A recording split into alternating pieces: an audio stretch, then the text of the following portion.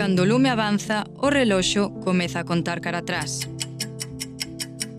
As lapas obrigan a tomar decisións coa mente fría, algo que parece lóxico, pero que entre o caos e a desesperación non é tan sinxelo.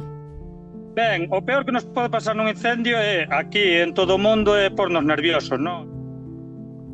A que pensamos que é a mellor opción para fuxir, como a coller o coche, moitas veces acaba sendo a peor. Entón, que temos que facer se nos vemos envoltos nun incendio forestal? E ter un kit de emerxencia sempre disponible, non? Para tanto evacuar as cousas como a documentación, a libreta da cartilla de aforros, todo imprescindible, e seguir sempre as indicacións, non? En sexa os bombeiros forestais, Protección Civil ou as forzas de seguridade.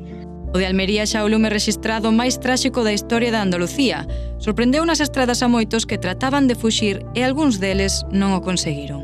Habían dejado los coches y seguramente estarían buscando una salida, pero una salida que no era la prevista y la que se había indicado y las consecuencias han sido terribles. Un caso que, por desgraza, recorda outras mortes gravadas xa na historia do lume da nosa terra. Agosto do 2006, a falta de visibilidade polo fume impedía que unha nai e a súa filla fuxisen do lume no incendio de Cerdedo-Cotobade. Acabaron caendo co seu vehículo nunha cuneta e ao saír víronse rodeadas polas lapas. Pero de Cerdedo non foi o único. En outubro do 2017, dúas mulleres perdían tamén a vida en Chandebrito mentras fuxían das lapas.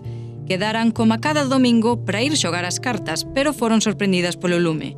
Intentaron fuxir na súa furgoneta, pero acabaron por perder a vida.